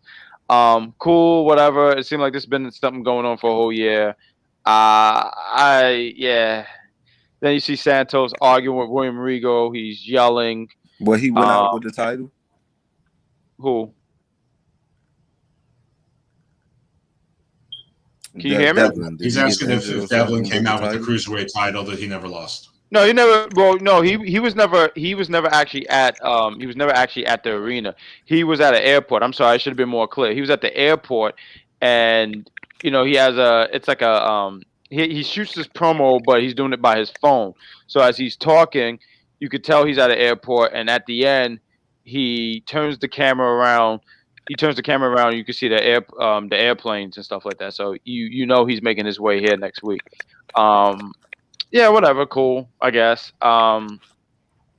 This thing has been going on for like a whole year. Sure. Like I said, Santos is yelling at Rigo. His boys are saying, "Hey, the music is on." He said, "No, you go ahead, represent us. You go handle that. I gotta take care of business." And he's yelling at Rigo again, and Rigo's probably trying to figure out where have my life turned to. Like, this was the same. This is like, what has happened? You know, this guy used to be the guy hitting people with the power to punch. Now he's getting yelled at by some guy in a purple suit. Must take him a week to get here. Yeah, it probably is. That's probably why he's starting right now. He's starting right now, so next Wednesday he can be here on time. And we'll be here to review that, because that's what we do at Unpopular Review. We review stuff. We entertain you. That's what we do. Best 4-person team ever. There we go. Boom, boom. So, yeah, I just want to get through this tag match, and then you guys can take over. There's a bunch of people in the match. I should be more professional because, like, these people have names. So I'm just going to go again. There's people in the match. You have Del Fantasma against the Grizzled Young Vets. And I kind of laughed because I said, I guess these guys are kind of young. So what's going to happen when these guys get old? Like, do they keep the young name? Like, you know how, like, Shawn Michaels, he was like 40, so the Heartbreak Kid, and I don't think anyone was taking him as the Heartbreak Kid at that point anymore. But yeah, they have a match. A lot of people interfered. There was a lot of people in here. As this match is going on, these two heel tag teams are going at each other, and you see what looked like Breezango coming out because they have the astronaut gear coming up, and they're doing a slow walk. So he said, "Oh, it's Breezango," and after they got jumped last week, they're clearly here to get revenge. And it was MSK underneath that. So boom! Oh, look! Just as I was getting ready to, Willie, are you asleep? I'm sorry. I thought you was. This is Not great. really. This is tremendous. I love it. No, I didn't know what was going on. But yeah, MSK, boom, MSK is out there. They distract the Grizzled Young Vets. Del Fantasma gets the win. Roll up one of the most devastating hips. one of the most devastating moves in all of wrestling, the pin. Boom. knocks out the Grizzle Young Vets. The Grizzle Young Vets are getting their ass kicked by MSK. The one who got his hand broke was Wesley, right? So Wesley with the helmet. One of them, I don't know who the Grizzle Young Vet. I don't know them by name, so I'll just say Grizzle Young Vet 1 had his hand on the steel steps, and dude used the helmet, smashed his hands on it, and the announcers got all excited and jittery and said, "Yeah, that's revenge." I'm like, I'm so glad we're promoting revenge. There we go. And just as the Grizzly Young Vets are getting their ass kicked, then the Phantasma are laughing, they're having a good time, they're just laughing. They're friends laughing, maybe gonna have a beer later. Boom! Breezango comes out and whoops some ass and just beats all kinds of ass. I mean, there's just a lot of ass beating going on. I'm hyping it up more than than the actual show, but yeah, they beat their ass, and then the baby faces get all in the ring. Damien, nobody knows. How would anyone know? I guess I don't know. But yeah, then all the baby faces are in the ring. They're dancing. So I think it's gonna lead to either 8-man, 4-on-4, or maybe some kind of like tag team scramble or something like that. I mean, it was just something to get them. It was just something to get them on air. And that leads to, hey, what am I talking about? That leads to for you guys to do AEW. All right, I'm gonna do this one because I want to give the sheriff the pleasure of doing her favorite Darby, so she can cover that match, which is probably the most important match on the card. And I have to do this because I'm gonna get catty. So this is Britt Baker, Nyla Rose, and Maki Ito, everyone's sweetheart for reasons that I know but I don't get, with Reba and Vicky. So there's 5 of them against Hikaru Shida, Ryu, who is maybe the worst professional wrestler I've ever seen in any promotion at any time of any form, and Thunder Rosa, who has to be saying, "What did I do to deserve this?" All you need to know is that Vicky was accompanying Nyla, and that means failure. Yes, the heels lose. #fire Vicky. Nyla she was a champion. Then she lost it. Then she got Vicky. Then she lost matches. Then she was on TV once in 4 months. Then she started losing again. Then Vicky goes away. And then she goes into a tournament and she gets all the way to the American side finals. Vicky shows up again. She loses. And she loses again. So there you go. Vicky equals failure. The heels lose. #fire Vicky joins the other cavalcade that we have that was irrelevant today because Taz and no member of Team Taz even bothered to show up today. They're so embarrassed. Best thing they could have done. Best move on their part. You know what? You get a reprieve this week, Taz. Good job. Doing nothing, which is really... I'm so sad. When all you can do is harm, doing nothing is a better option. In the end, Britt Baker beats up Thunder Rosa. She puts the mandible claw on. Reba is attacking her with the crutch. The heels stand tall. I don't know exactly where Thunder Rosa's friends went. Apparently, they wanted ice cream or something. Oh no, ice cream is wonderful. They wanted to go to like Disney Town before Ryu and Maki had to go back to Japan because their 3-week vacation is almost up. And then we have Matt Hardy with Private Party. So Matt Hardy is talking about his financial catastrophe, but don't worry. This is a terrible setback, but don't worry. Paige stole from me. He's like, he stole safe, but I've made plenty of money. I've got plenty of money. I have plenty of money to keep this operation going past April 1st, which is in 21 goddamn days. Okay, 22. Seriously, this thing would have been so much better if it was the second quarter, not the first quarter. I mean, we're in week 10 of the first quarter. This is just dumb. That's not the way wages work. And you could have had comedy skits going on for 3 months on this, where every time they won, Paige came over and on his little ride along and took the winner's purse, or saying, "I'll take my 30% or whatever it is." It could have been, "I want my $2," like the kid from Better Off Dead. I mean, it could have been great, but no. This is the second stipulation match with a gimmick, which is an okay gimmick, that the right person won. That they only gave themselves 3 weeks to work with it. The first one being Chuck the Butler until the wedding, which was exactly 3 TV weeks. from time of becoming Butler to the wedding, and now the stipulation match. So this was 3 weeks and 2 days. Anyway, he's got plenty of money to keep this thing going. In fact, he's added an acquisition. He has added the Butcher, the Blade, and the Bunny. Private Party obviously not too happy about this, so already there's a little bit of dissension there. Maybe it'll work out, maybe it won't. Private Party just recently turned heel, so maybe they'll be turning face again. Who knows? Butcher, Blade, and the Bunny haven't really done much. I don't know why this is a great acquisition, but the point is that Matt Hardy said the four of you are going to destroy some people on Dark this Tuesday, and then the five of us are going to destroy some people on Wednesday, which would have been fine if he left it then, but then he had to say this. You listening, Caden? You listening? He said, and then I'm going to hurt and make suffer every member of the Dark Order. Yeah, eat me, Caden.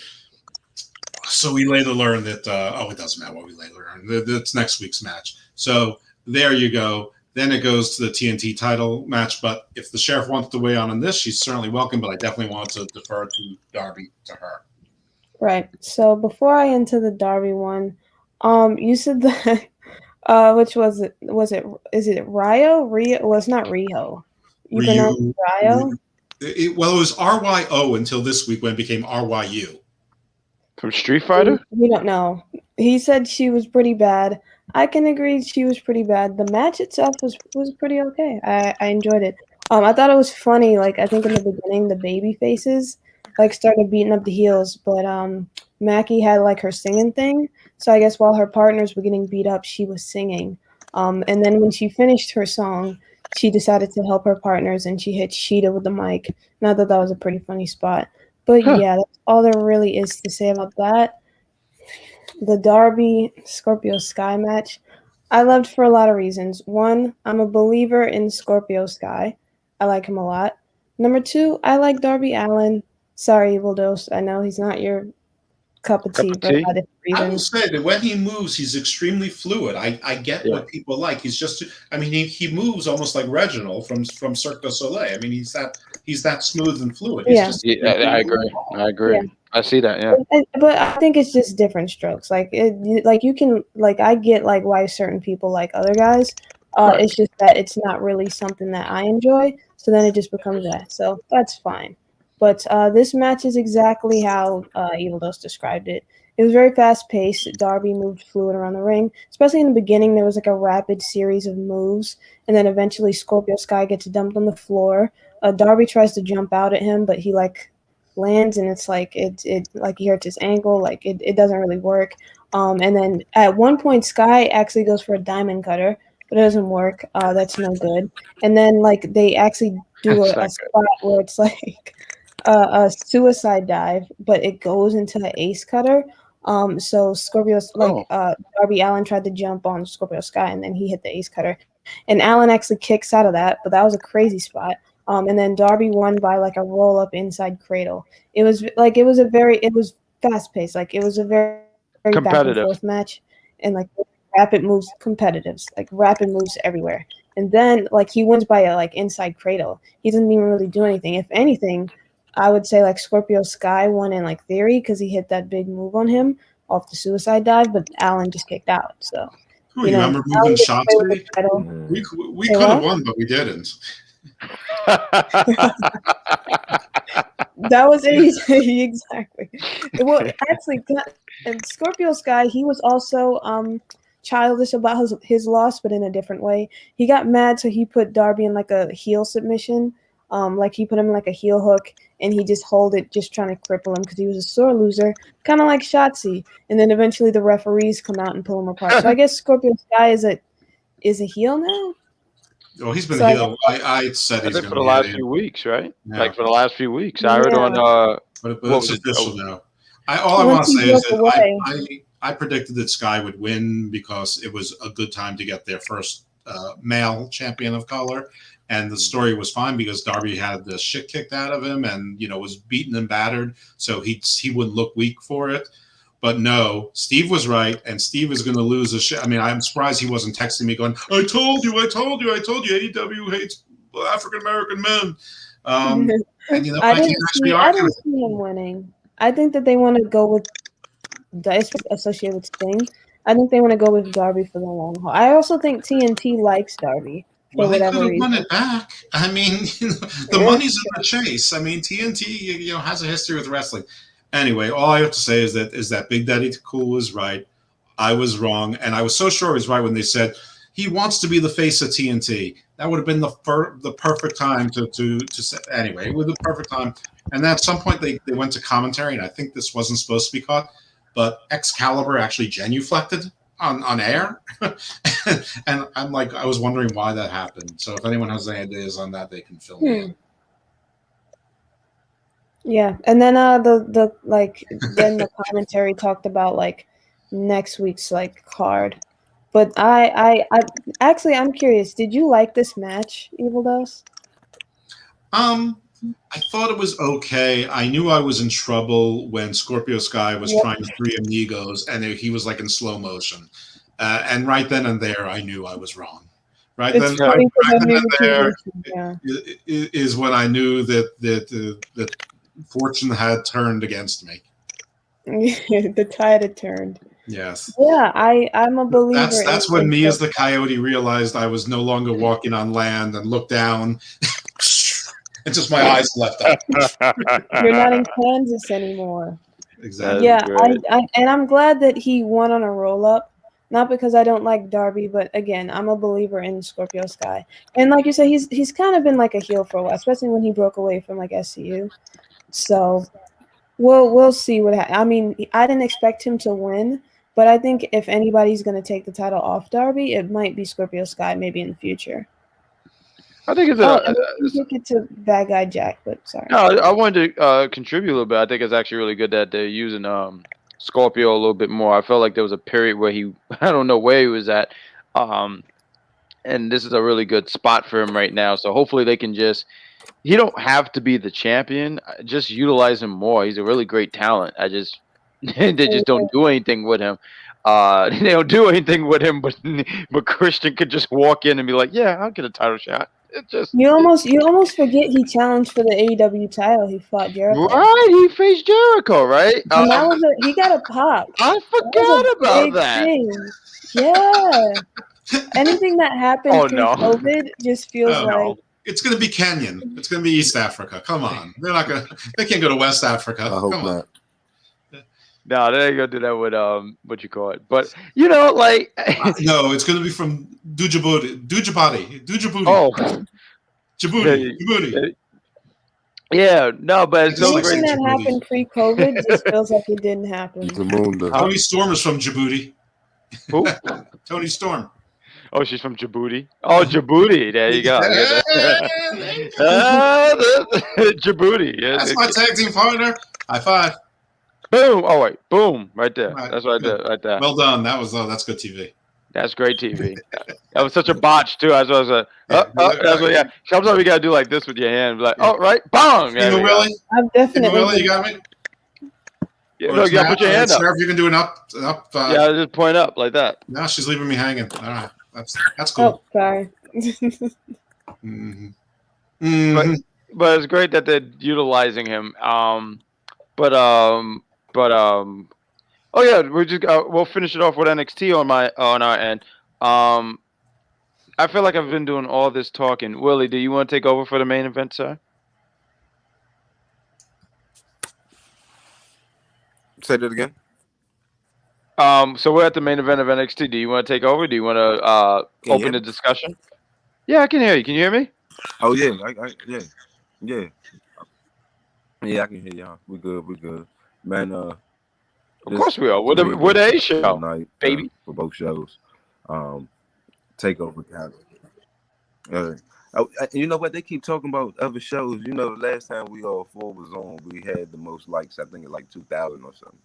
So because people love us. So I don't know why they keep talking that Steve and they keep talking that them numbers wrong. I'm a believer, and we don't let negative energy in here. I know we make it positive, man. We make it positive, baby. Anything bad happens, I just. But nah, this was the match. I love it. this was the match of the night. Both shows, I think. You Adam think so? Cole and the Prince, man, they really brought it down. Even though this, I guess, it was taped already or whatever. Um, they gave us a takeover quality match, man.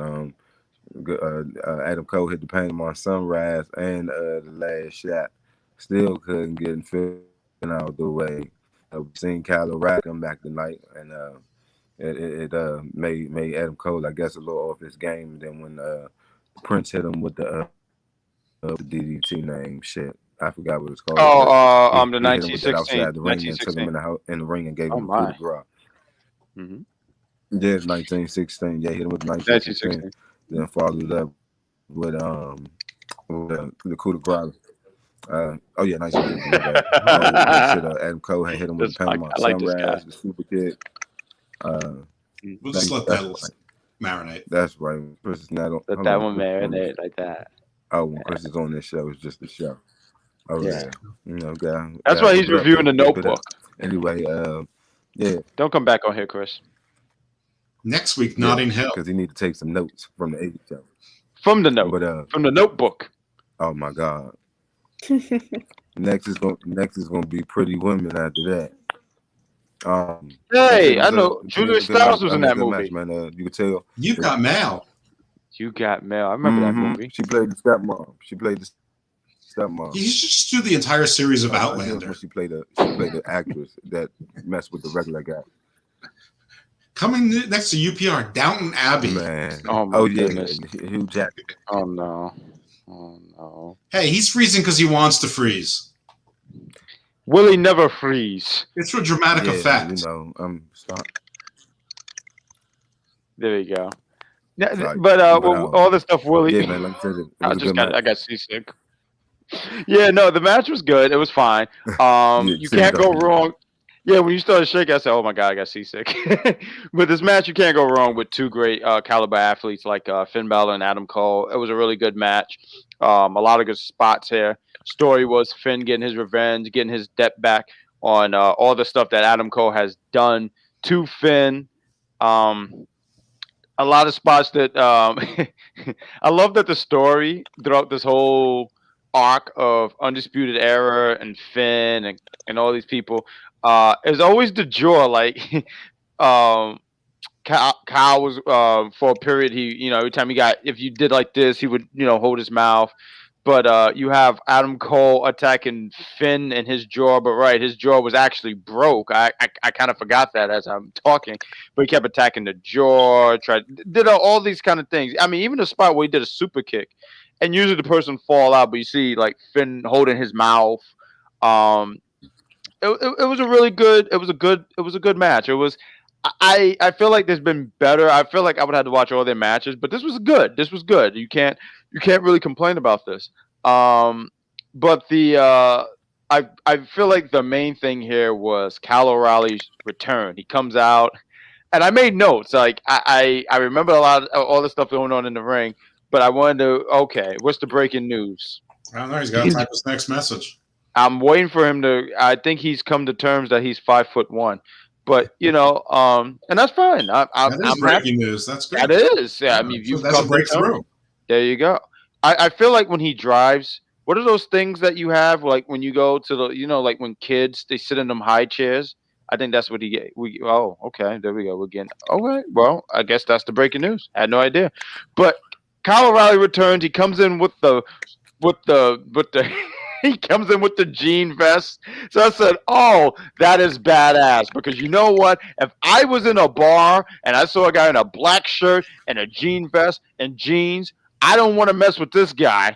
Not at all. I've seen enough of those shows. What was it? Texas Ranger? With, oh, God, he's old now. What's his name? Chuck Norris. Yes, the Norris of the Chucks. And this guy comes in with his... Yes, thank you. Chuck Norris. 5'1" it must be when he's... Oh, look at this. I want this to marinate right here. Boom. He must be wearing heels. So he's much shorter than 5'1". Fair enough. Thank you, Damien, for correcting me. But it was a good match. Finn Balor hits the 1916 outside, like Steeman said, outside, and then hit the coup de grace, pins him. And at first, I'm kind of cautious because I said, no way that the Undisputed Era is going to get back together because he's on top of him and he's just taking his time. It's starting to look like it's a setup. Adam Cole tries to go for a low blow, which is a foolish move to do against someone who's pretty much a striker and grappler. Grabs him, rips off the armband, and then he just starts wailing on him with nothing but punches. Boom, boom, boom, boom, boom, just wailed on him. And as this is all going on outside, you see Finn, he's watching all the action. He turns his back and he says, "What took you so long?" And behind him, you see Karrion Kross, who, with his tight shirt, and yes, and he sits there with his arms folded, and he says, "Tick tock." So that's going to be the very next thing going on, and I see that being, well, I won't throw in predictions right about now, but it was a great way to end it. I think NXT. It was a solid show. It was a really solid show. Karrion Kross looked like Saget. Yeah, he was Saget. There we go. Yeah, that's right. There we go. We're making Mortal Kombat reference, Street Fighter reference. Who knows? Next week we might have a Tekken one. The only Saget I know is Bob Saget. I know him too. He was in that show. It was called House That's Full. It was a yes.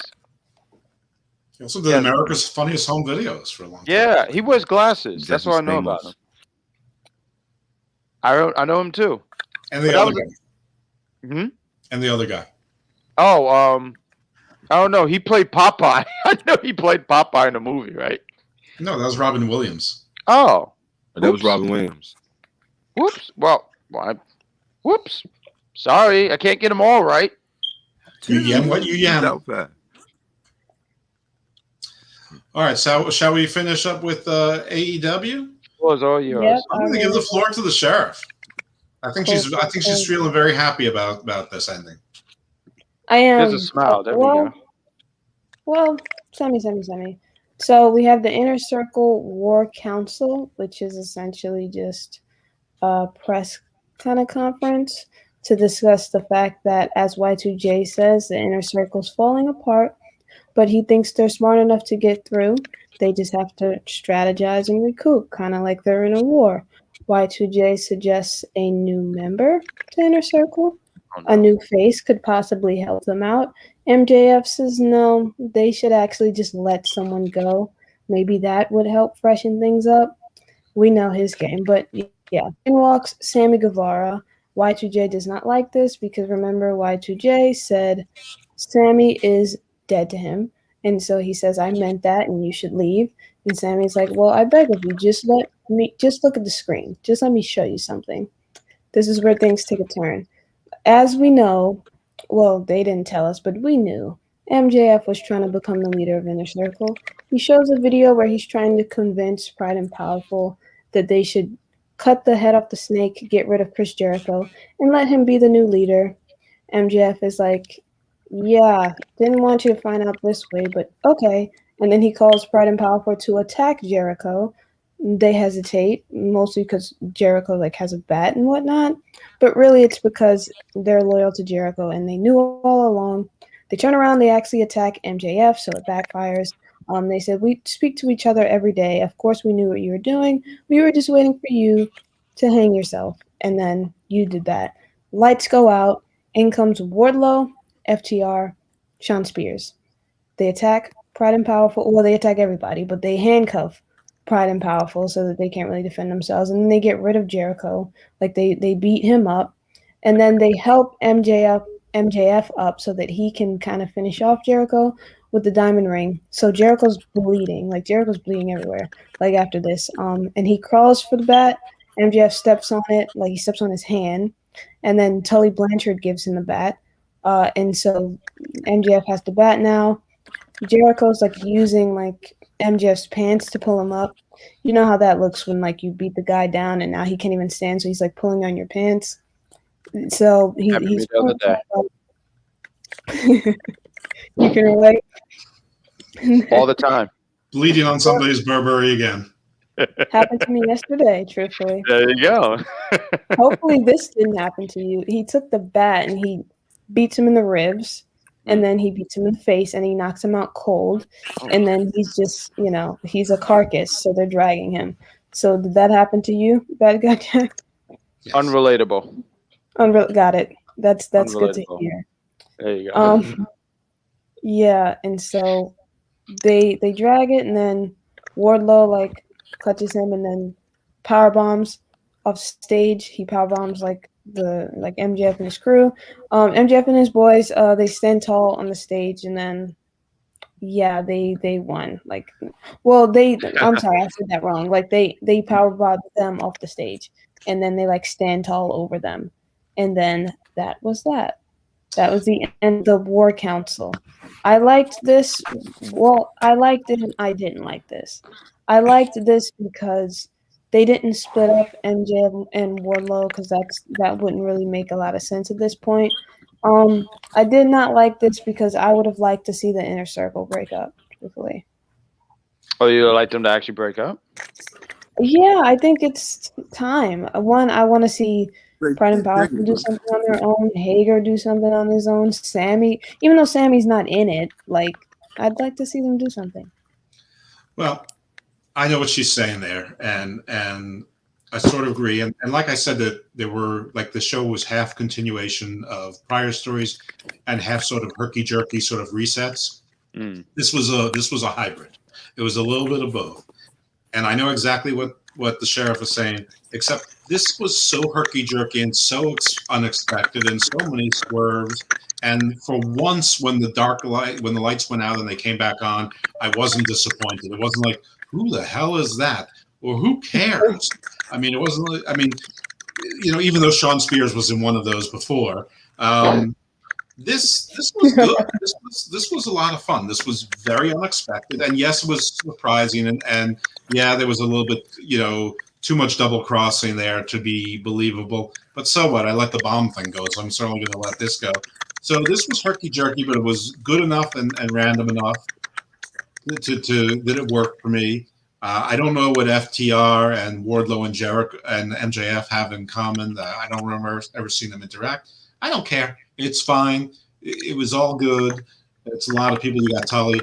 I do want to say one thing, that Wardlow at some point did the go to sleep on Jericho, and he did it much better than Kenta did on anybody on any of those weeks. Wardlow looked like a beast. And I think even commentary, I don't know who it was. I think it was JR. He kept saying that Wardlow's the money guy in this group. Wardlow's the money guy. So, yes, I sort of thought it was going to be Sammy versus the Inner Circle, or maybe Sammy and Jericho versus the newly formed Inner Circle. But you know what? AEW has been really bad about being very, very predictable. I didn't predict this. I didn't see this coming. And I liked it. So, well done, AEW. That's what I said. Well done. This was great. I mean, yeah, it was weird. Yeah, it was abrupt. But I thought it was great. I thought this was a great segment. I thought this was a great ending. And, maybe LAX will have more success as faces and heels. The only thing that we missed is that Jake Hager, he was hit over the head with one of Jericho's bubbly bottles. And so he was he couldn't help. So that was part of the story, is that he was laid out immediately. That's why, big thumper wasn't there. Anyway. This was really good. I really enjoyed this. I think this is great. I'm really interested in the second hour. The second hour of this show was great. The first hour was a little bit odd, but listen, if it's the first hour great and the second hour bad, like the go home show to Revolution, that's a bad thing. Like the end of Revolution, a bad thing. You always remember what they leave you with. They left it good. It sounds like NXT did the same. So it sounds like I'm looking forward to watching NXT tomorrow. Oh, likewise with AEW. I mean, like that whole. I'm interested in a Inner Circle babyface turn. I was gonna ask you guys. I remember last week when was it Sean Spears and he came out and he helped out FTR, and you guys were mentioning Arn Anderson coming out, and you said he would count on his hands how many people because they couldn't do this, so they would just count on their hands. He didn't do it this week, did he? No, there was Arn was not in this segment. Thank goodness. He would have run out of fingers, and he would have started carrying ones, and he would have started cutting off fingers to get there. Oh God, that's He would have been the terrible. one in the handcuffs instead of PNP. They're like, no fool. Yeah, But that's true. exactly. I knew MJF was trying to get a faction. And I think if they would have split up him and Warlow, that would have been a bad move.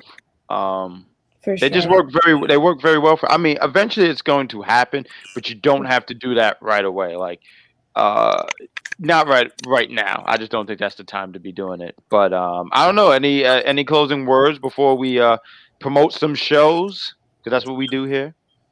Any closing words? No, I think that we did a great job because we are great because we are the A. We are 4 rectangles of power. I love that. Strong foundation. We got 2 blocks on the bottom, 2 blocks on the top. We're very symmetrical. Yeah. Yeah. No. There we go. So you know what? Yeah. You know what? And yeah. So boom. There we go. But might have to start opening the show like that, and hopefully on don't come in there counting for us. But ladies and gentlemen, thank you for watching this show.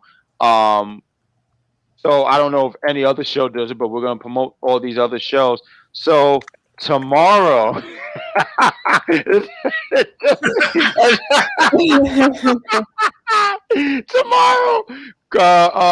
the Unpopular Review, the entertainment crew, which is a great crew, is going to review this horrible movie. And I say good luck to you, EC, because I don't know what's going to be happening with you. Not a lot of viewers, that's for sure. Yeah, I might call him right after the show to make sure he's still okay.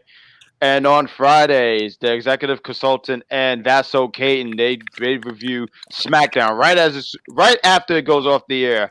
I don't see anything here for Saturday. Sunday we rest, and then we have on at some point MJ.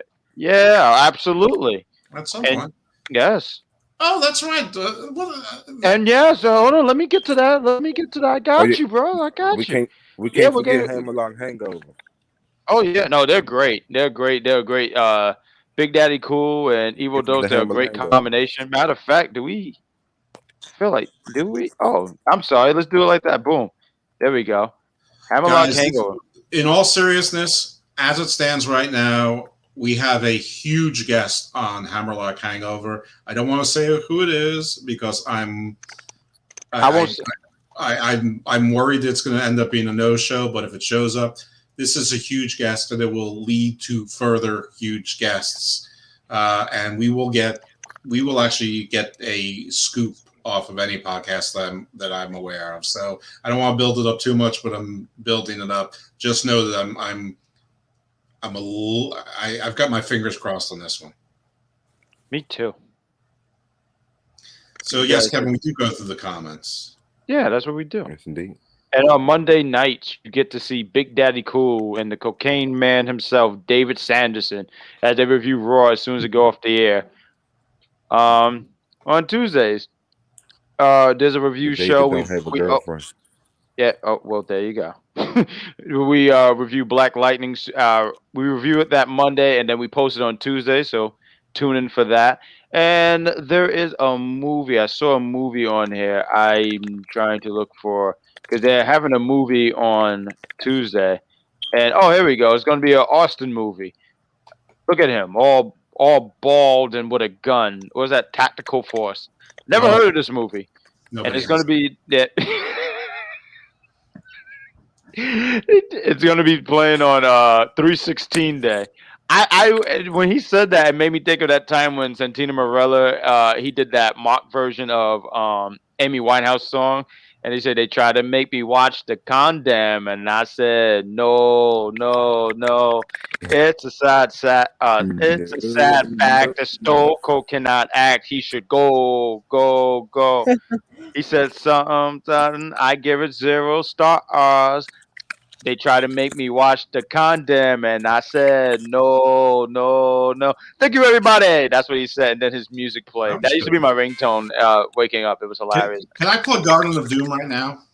Oh, absolutely, sure. All right, so my non-wrestling podcast is called Garden of Doom, and it's a show that is all over the place. And purposefully so. So we might cover the Church of Satan one week, and the next week we'll be covering like old school horror movies, and then I'll have like a poet on the next week or whatever, and then like a homeopathic doctor.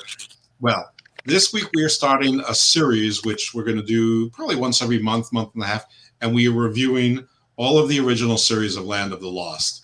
And that shit is deep.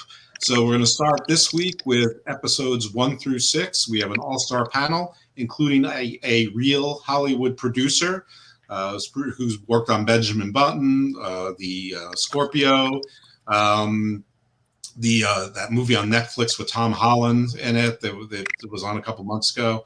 He's worked on Magnum PI, so he's doing a Amazon Prime docuseries right now, currently on. He told me what the crime was. I already forgot it, but I've known him since I'm 5 years old. This is ridiculous. All right, but anyway, so we're going to start that, and so hopefully you'll dig that, and it's probably going to be at least 5 or 6 episodes before we get to all 43 episodes of Land of the Lost. Just watch my video. I'm not singing it on there. Just watch my video. Yeah. Somebody asked a question. I remember. No, they're not moving to Tuesday to compete. Nope, they're not. No. They are not moving to Tuesdays. Isn't that right? VKM? There we go. You agree with us. There we go. Oh, yeah. Yeah. Such good shit. But anyway, speaking of such good shit, hey, you guys have been awesome. You guys have been great. Thank you for watching us. Tune in again next Wednesday as we talk NXT, AEW, and all random things. We mentioned Mortal Kombat, Street Fighter, the singing. It's always a good time. Bad guy host. If I get too loud, someone's going to be banging on this door. But I am Bad Guy Jack. Dad's Evil Dose to Malachi. Steaming Willie Beeman. That's the Sheriff. We say thank you. You guys have a great night. Stay awesome. Stay wonderful. Yes. Huh? Thanks to Penta Zeromero for his special. Oh yeah, I forgot that. Good job, Elvis. There we go. What's this? And just like Elvis, we're leaving the building. We are leaving the building. So you folks have a great night. And hold on, wait. Where's the outro? Where's the outro? Oh, there we go. I'm sorry it took so long. Ah!